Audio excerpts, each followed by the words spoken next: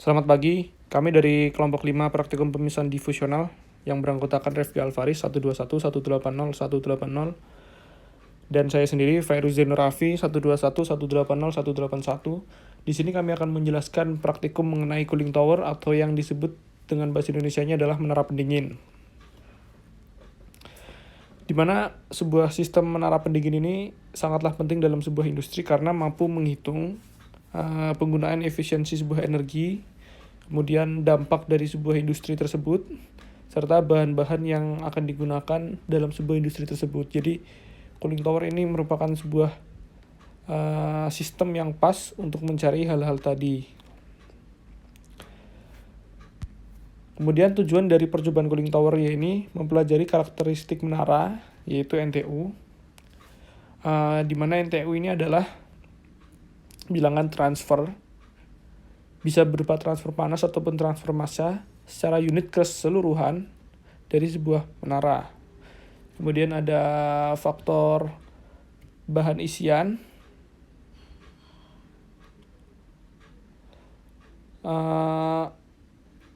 faktor bahan isian ini fungsinya adalah untuk memperbesar luas kontak antara udara dan air sehingga panas dan massa yang ditransfer lebih banyak dan eksponensialnya, yaitu perhitungannya. Kemudian mempelajari pengaruh temperatur air terhadap air masuk dengan NTU. Kemudian mempelajari pengaruh L per GA terhadap NTU-nya. Itu adalah tujuan yang digunakan untuk dicari pada praktikum cooling tower. Adapun dasar-dasar cooling tower, yang pertama yaitu mengenai prinsipnya, yaitu di sini kita memberi kontak langsung antara permukaan air dengan udara kering, di mana nanti akan terjadi transfer antara air panas dengan udara kering sebagai fluidanya. Kemudian prosesnya yaitu air panas yang kita miliki dengan sebuah heater itu dikontakkan dan akan terjadi mengalami penurunan suhu karena penguapan dan adanya panas sensibel yang hilang. Hipotesa yang kita dapat ketahui di sini yaitu semakin besar NTU-nya, maka transfer massanya semakin baik dan kategori cooling tower tersebut sudah dikatakan baik. Kemudian semakin tinggi temperatur air masuk, maka NTU yang tertransfer akan semakin besar. Dan semakin besar L per GA-nya, maka nilai NTU-nya kecil.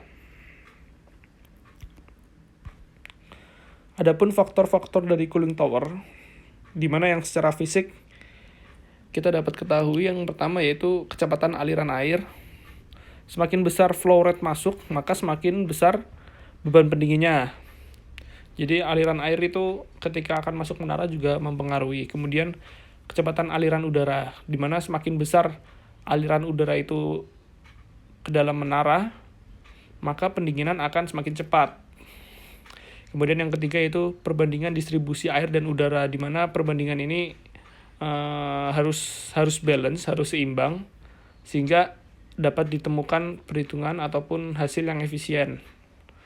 Kemudian head load-nya ataupun beban panas, di mana semakin besar beban panas, maka dibutuhkan sebuah udara yang sangat banyak untuk mendinginkan beban panas tersebut. Kemudian air make-up, yaitu air yang digunakan. Adapun air itu bermacam-macam dan kandungannya pun sangat banyak, sehingga kandungan-kandungan pada sebuah air itu akan mempengaruhi delta TF ataupun delta TD dari sebuah air itu.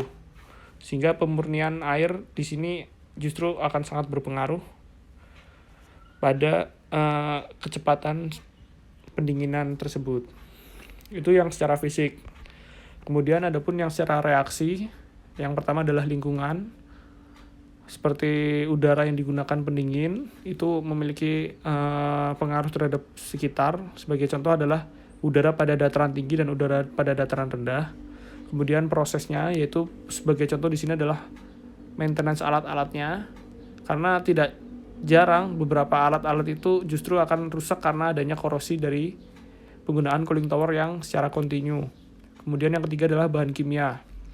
Penggunaan bahan kimia yang tidak terkontrol akan menimbulkan efek samping pada cooling tower ini. Sebagai contoh adalah korosi, kemudian pengikisan pada sebuah alat, dan tentu akan terjadi pencampuran antara bahan kimia dengan air yang nantinya akan didinginkan, yang tentunya akan merubah delta TF ataupun delta TD yang ditentukan. Itu yang secara reaksi. Adapun skema alatnya, yang pertama di sebelah kiri ini adalah skema alat pada sebuah skala laboratorium yang kita gunakan, di mana alat yang kita gunakan cukup sederhana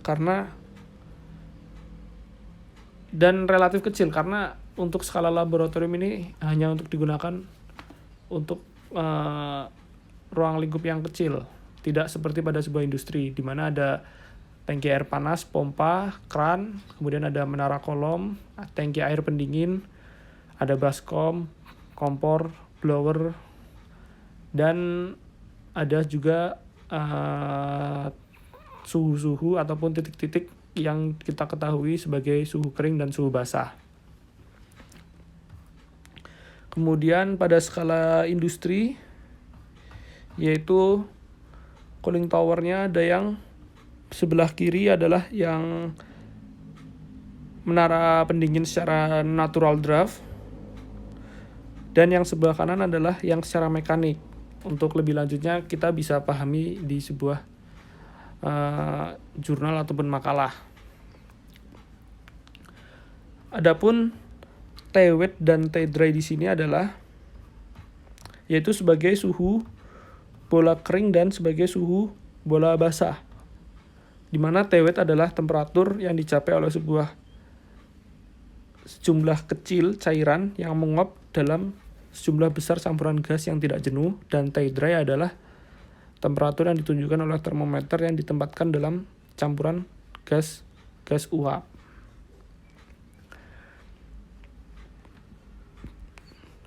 Penggunaan cooling tower ini pada sebuah industri banyak digunakan pada pembangkit listrik, minyak, ataupun sebuah pengolahan pabrik kimia. Bagaimana cara kerja cooling tower? Untuk skala laboratorium, untuk cara kerja cooling tower yaitu satu, memeriksa rangkaian alat dan kita mencatat suhu TWM dan TWD-nya. Kemudian kita isi air panas di tangkinya dan kita tentukan sampai suhu yang diinginkan menggunakan heater. Kemudian mengatur pompa dan blower secara bersamaan untuk mengatur rotameter sampai stabil dan menjaga air itu tetap konstan. Setelah semua kondisi konstan, lalu mencatat sebuah TWM dan TWD-nya dan suhu air keluar menara.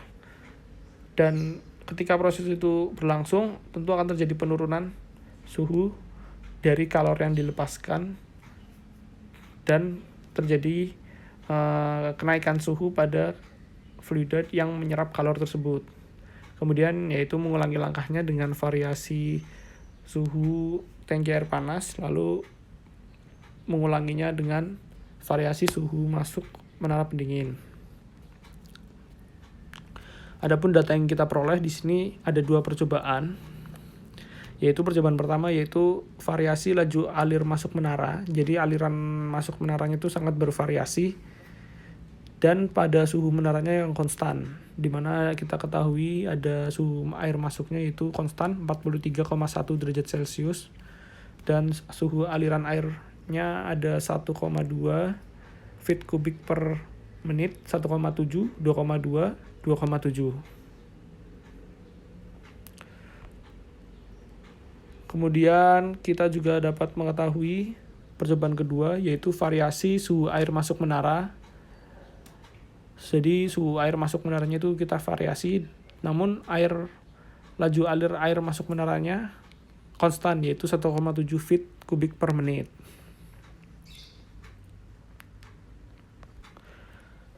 Adapun fakta-fakta mengenai cooling tower ini, yang pertama konsep yang kita harus miliki, yang harus kita ketahui yaitu di mana cooling tower ini adalah sebagai sebuah sistem refrigerasi yang melepaskan kalor panas ke udara. Jadi ada perpindahan panas, ada transfer panas yang dilepaskan antara suhu tinggi ke suhu yang rendah melalui fluidanya. Itu yang harus diketahui mengenai cooling tower ini. Kemudian fungsinya itu banyak digunakan sebagai bagian dari utilitas sebuah industri, contohnya adalah pembangkit, di mana uap panas itu tentu akan digunakan untuk menggerakkan komponen-komponen alat yang lainnya, di mana cooling tower ini sudah ditemukan pada tahun 1929 oleh ilmuwan Frederik van Intersen dan Petronel Kuipers. Utamanya adalah cooling tower yang hiperbolik ya, di tahun-tahun 1929.